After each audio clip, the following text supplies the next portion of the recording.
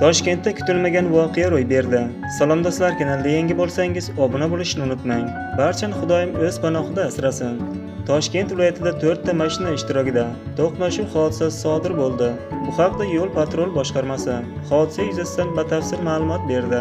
1-aprel kuni Toshkent viloyatida Howo, Zil hamda Cobalt Nexia rusumli avtomobillar o'rtasida to'qnashuv sodir bo'lgan.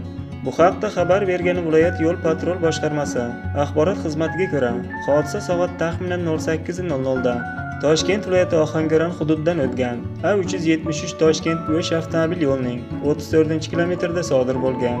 4 ta transport vositasi Howo hamda Zil, yuk avtomobillari hamda Cobalt Nexia rusumli yengil avtomobillar ishtirokida to'qnashuv sodir bo'lgan. Natijada harakat ishtirokchilari sog'lig'iga ziyon yetmagan, transport vositalari texnik shikastlangan. Hozirda holat yuzasidan Ohangaron tumani Ichki ishlar boshqarmasi, yo'l-patrul boshqarmasi tomonidan surishtiruv ishlari olib borilayotgani ma'lum qilindi. O'zingiz va oilangizni asrang. Sizlarga yetkazmoqchi bo'lgan xabarlar shu edi. Salomat bo'ling. Bizni kuzatishda davom eting.